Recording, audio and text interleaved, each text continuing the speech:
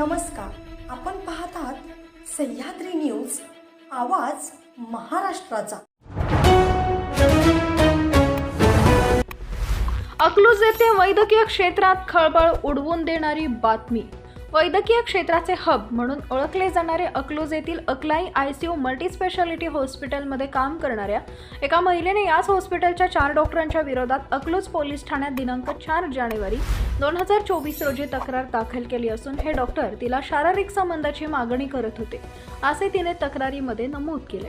हॉस्पिटलच्या म्हणण्यानुसार ही महिला दिनांक 9 जानेवारी 2021 पासून हॉस्पिटलमध्ये अकाउंटंट विभागाचे काम पाहत होती।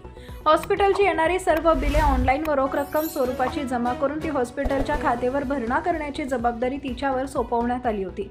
दिनांक 26/6/2023 रोजी हॉस्पिटलने बिलाचा आढावा घेतला असता त्यामध्ये सदर महिलेने ऑनलाईन व रोख रक्कम हॉस्पिटलच्या खात्यावर जमा न करता 35,97,302 रुपयाचा अपहार केल्याचा निदर्शनास आल्यानंतर हॉस्पिटलने तिच्या विरोधात दिनांक 29/6/2023 रोजी अकलूज पोलीस ठाण्यात तक्रार दिली होती आणि त्या महिलेवर गुन्हा दाखल करून सदर महिलेस अटकही करण्यात आली होती असं समजतंय। मात्र या घटनेच्या बाबतीत वेगळ्या चर्चा दबक्या आवाजात सुरू आहे।